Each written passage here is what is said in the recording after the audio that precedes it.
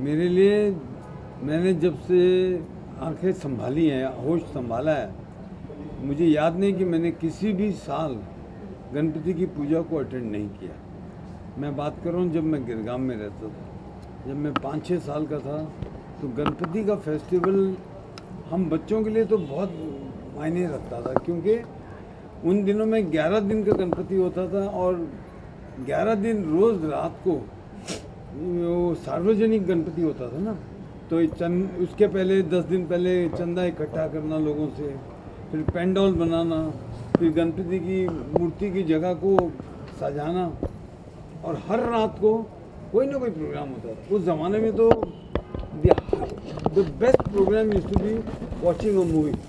वो जो 16 mm camera लाके पिक्चरें दिखाते थे, वो प्रोग्राम नंबर 1 होता था। मतलब 11 दिन के प्रोग्राम में जब वो एक दिन होता था तो इतना हाउसफुल होता था, आजू बाजू के लोग सब, उस इलाके के सब लोग वहाँ आते थे।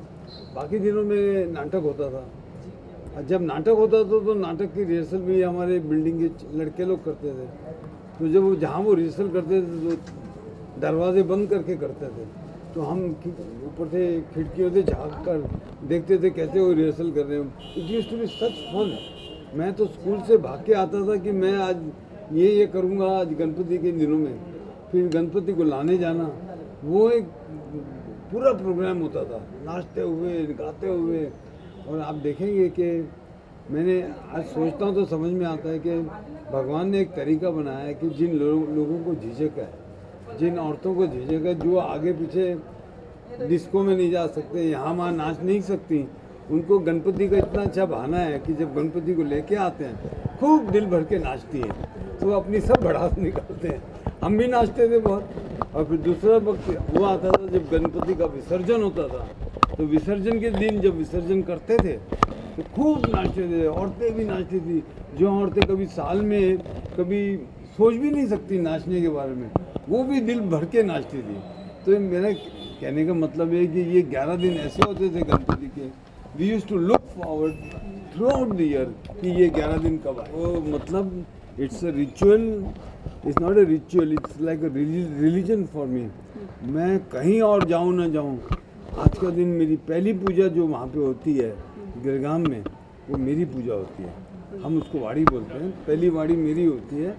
वो अभी जाऊँगा मैं यहाँ से, अभी रेडी होके जाऊँगा, तो मेरे यार दोस्त तो 80% चले भी गए, तो बहुत मतलब चले गए, मतलब मर नहीं गए, कुछ गुजर गए, कुछ शिफ्ट हो गए वहाँ से। जिस तरह मैं शिफ्ट हुआ हूँ ऐसे बहुत सारे लोग शिफ्ट हो गए।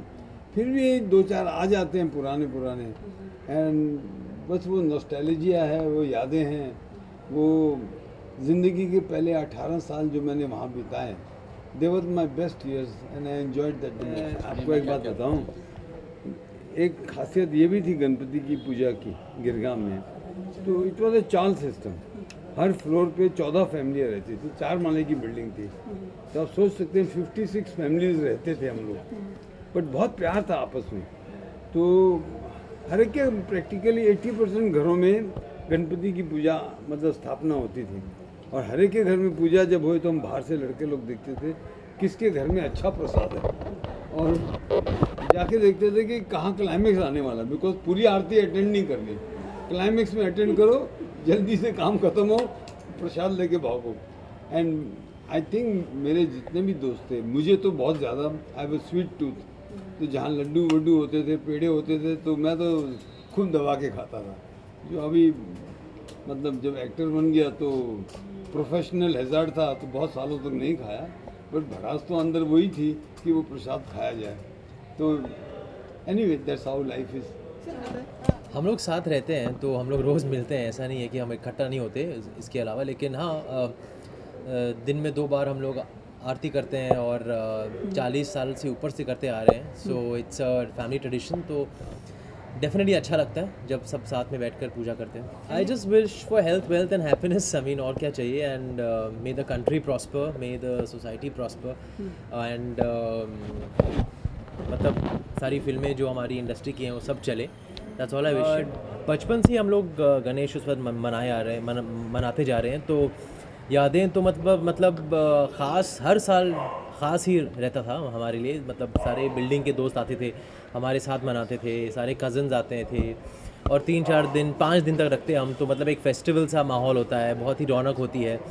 सो यही यादें हैं कि हम सब मतलब खुश रहते थे बहुत। हम बचपन में तो अच्छा लगता है कि सब पूजा कर रहे हैं, सब घर आ रहे हैं, घर का पूरा माहौल चेंज हो गया है, तो ऐसी ही यादें हैं। बचपन में तो मोदक लगती थी, लेकिन अभी फ़िलहाल मोदक नहीं खा सकते, तो बाकी सब कुछ अच्छा लगता है कि हमारे घर एक मेहमान आए हैं, कुछ दिन रहेंगे और फिर मतलब फिर चले जाएंगे और फिर वापस अगले साल आएंगे, तो बस वही एक पॉजिटिव वाइब्रेशन रहती है जो अच्छी लगती है। I think my dad has a sweet tooth, so I think वो ज़्यादा शौकीन है। मैं भी, मुझे भी पसंद है, लेकिन मेरा सेल्फ कंट्रोल बहुत ज़्यादा है, तो मैं नहीं खाता हूँ, लेकिन थोड़ा ले लेता हूँ। बट ही इज़ वो मतलब बिना सोचे खा लेते हैं, and he doesn't need to also. I mean he is fit, he is blessed, so I don't think he needs to control.